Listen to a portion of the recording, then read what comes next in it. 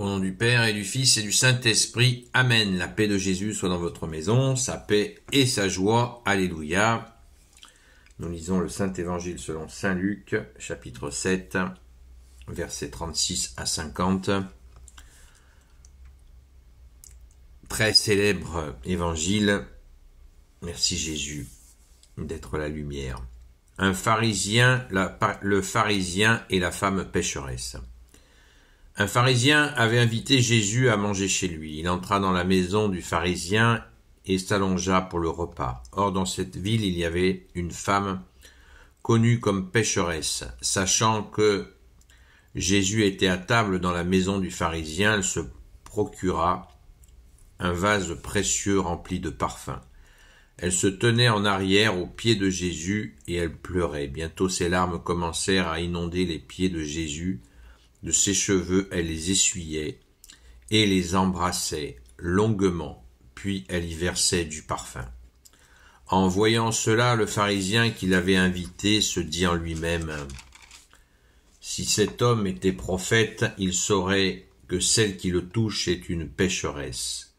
Il connaîtrait cette femme et comment elle est. » Jésus prend alors la parole et lui dit : « Simon, j'ai quelque chose à te dire. » Et celui-ci de répondre : « Parle, maître. » Jésus reprend : « Un homme a prêté de l'argent à 2 clients. L'un lui doit 500 pièces, l'autre 50. Comme aucun des deux n'a de quoi lui rendre, il efface leur dette à tous les deux. Lequel, à ton avis, l'aimera davantage ? » Simon répond : « Je suppose que c'est celui qui avait la plus grande dette. » Jésus lui dit : « Tu as bien jugé. » Et se tournant vers la femme, il dit à Simon : « Tu vois cette femme, je suis rentré chez toi, et tu ne m'as pas versé d'eau sur les pieds. Mais elle les a inondés de ses larmes, et les a essuyés de ses cheveux. Tu ne m'as pas embrassé, mais depuis qu'elle est entrée, elle n'a pas cessé de m'embrasser longuement les pieds. Tu ne m'as pas parfumé la tête alors qu'elle a couvert mes pieds de parfum. C'est pourquoi je te le dis, ses péchés, ses nombreux péchés lui sont pardonnés, parce qu'elle a beaucoup aimé, mais celui à qui l'on pardonne peu aime peu. » Jésus dit alors à la femme : « Tes péchés sont pardonnés. » Et les invités commencèrent à se dire les uns aux autres : comment peut-il maintenant pardonner les péchés ? Mais de nouveau Jésus s'adresse à la femme : ta foi t'a sauvée, va en paix. Alléluia. C'est notre chère sainte patronne, Sainte Marie-Madeleine. Pour ceux qui ne sont pas au courant, je fais partie d'un groupe catholique qui s'appelle les Amis de Sainte Marie-Madeleine, que vous voyez ici représenté dans cette icône grecque. Eh bien, c'est heureux. 18 fois il est question de Sainte Marie-Madeleine dans le Saint-Évangile. Un évangile en 4 formes, ne l'oublions pas. Cette séquence est absolument extraordinaire. Extraordinaire. Merci Jésus, c'est un grand, grand bonheur parce qu'il y a là toute la puissance de ton enseignement, Jésus, et du comment tu veux enseigner. N'oublions jamais que l'enseignement de Jésus est l'enseignement du Père, et le comment Jésus enseigne est aussi la volonté du Père. Amen. Donc, rendons grâce. Merci Jésus. Ce Simon a reçu une belle leçon de Jésus, une belle leçon d'humilité. Celui à qui on a peu pardonné aime peu. Waouh! Celui à qui on a beaucoup pardonné aime beaucoup. Et on voit tout le jugement. Prenons déjà une information sur le contexte, très importante.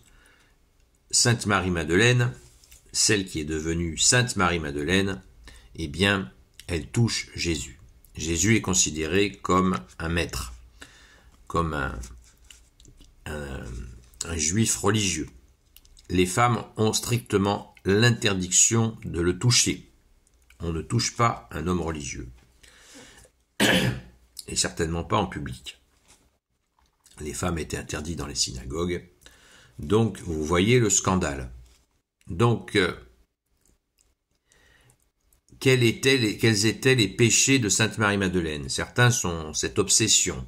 Personnellement, je trouve ça effarant qu'on puisse chercher à connaître les péchés de Sainte Marie-Madeleine. On s'en fout de ces péchés. La seule chose qui compte, c'est que Jésus, bien-aimé, tu l'as pardonné. Voilà. Je n'ai quand même une information sur les péchés de Sainte Marie-Madeleine. Quand on connaît où vivait, de quel milieu vient Sainte Marie-Madeleine vient d'un milieu extrêmement riche. Son père était un des hommes les plus riches de Jérusalem. Il s'appelait Joseph de Tarimacie. C'est lui qui a fourni le tombeau pour Jésus.